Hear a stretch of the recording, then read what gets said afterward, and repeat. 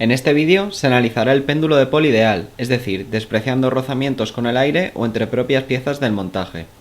Asimismo, no existe ningún campo magnético que frene el péndulo ni una fuerza externa que lo fuerce al movimiento. Modelizando el desplazamiento del péndulo a un movimiento armónico simple, seremos capaces de determinar la frecuencia angular del mismo. Presentamos el modelo que vamos a aplicar. La animación muestra el funcionamiento del péndulo de Paul. Disponemos nuestro sistema de referencia en la posición que indican las flechas azules con sentidos positivos hacia la izquierda y arriba respectivamente.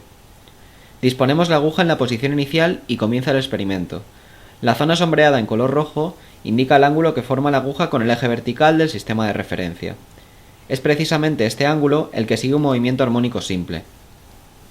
Puesto que sigue este tipo de movimiento, el valor del ángulo en función del tiempo seguirá la ecuación que aparece en pantalla. De esta ecuación podemos conocer a través de las condiciones iniciales la amplitud máxima, C0 en la ecuación, y la fase inicial. A través del programa Tracker y el vídeo del experimento seremos capaces de obtener los datos del ángulo en función del tiempo. Así, el único parámetro que queda por calcular de nuestra ecuación es la frecuencia natural del sistema, ω0. Puesto que disponemos de todos los demás datos, podremos realizar un ajuste no lineal sobre ellos, determinando así esta frecuencia. Este será el primero de los métodos a la hora de calcular dicho valor. Por otro lado, sabemos que el periodo del péndulo se rige por la nueva ecuación que aparece. Es sencillo calcular el periodo como el tiempo transcurrido entre dos estados dinámicos idénticos y consecutivos. Así podemos despejar la frecuencia angular de la ecuación. Finalmente, compararemos ambos resultados obtenidos. Importamos el vídeo a Tracker. Una vez hemos establecido un sistema de referencia y una referencia de medida, traqueamos la punta de la aguja indicadora obteniendo los datos experimentales que aparecen representados en las gráficas de la derecha. Nos interesan los datos del ángulo formado con la vertical respecto del tiempo, ya que son estos los que cumplen un movimiento armónico simple. Exportamos estos datos para poder ser usados en matemática, donde aplicaremos el modelo descrito sobre ellos.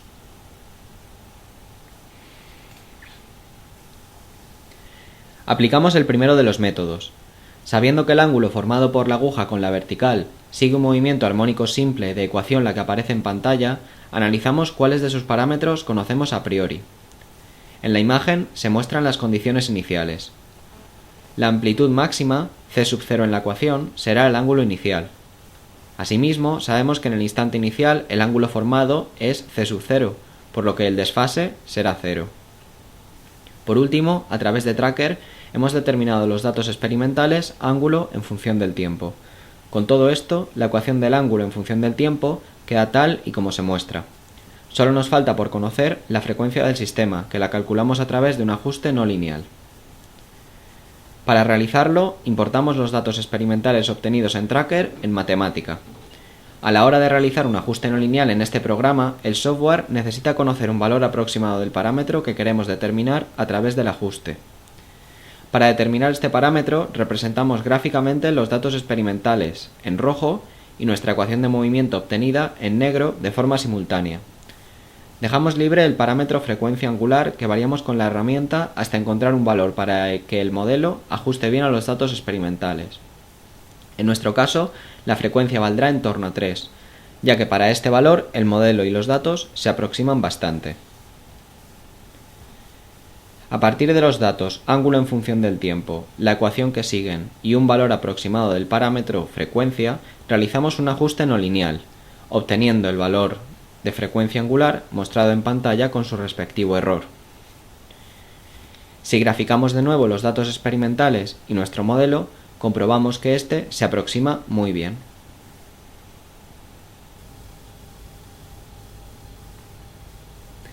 Aplicamos el segundo de los métodos. En este caso usamos la relación existente entre la frecuencia angular y el periodo.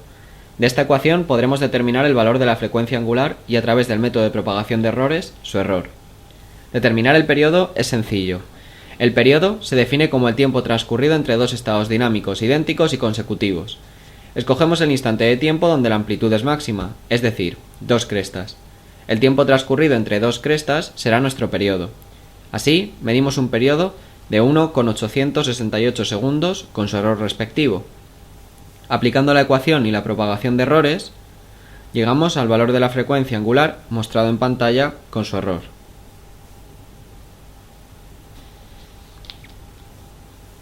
A través de ambos métodos aplicados llegamos a resultados de la frecuencia angular del sistema similares, compatibles. Asimismo, hemos comprobado gráficamente que nuestro modelo ajusta muy bien a los datos experimentales obtenidos a partir del vídeo.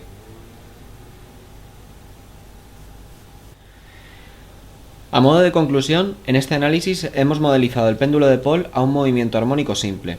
La frecuencia angular del sistema ha sido calculada de dos formas distintas y hemos corroborado que nuestro modelo es correcto. Igualmente, hemos calculado la ecuación del ángulo de la aguja en función del tiempo, como un movimiento armónico simple. Si quieres comprobar los cálculos realizados en matemática o los datos experimentales adquiridos en Tracker, abajo en la caja de descripción encontrarás un enlace de descarga donde podrás leer este contenido más detenidamente. Los datos experimentales en rojo y nuestra ecuación de movimiento obtenida en negro de forma simultánea. Dejamos libre el parámetro frecuencia angular que variamos con la herramienta hasta encontrar un valor para que el modelo ajuste bien a los datos experimentales. En nuestro caso, la frecuencia valdrá en torno a 3, ya que para este valor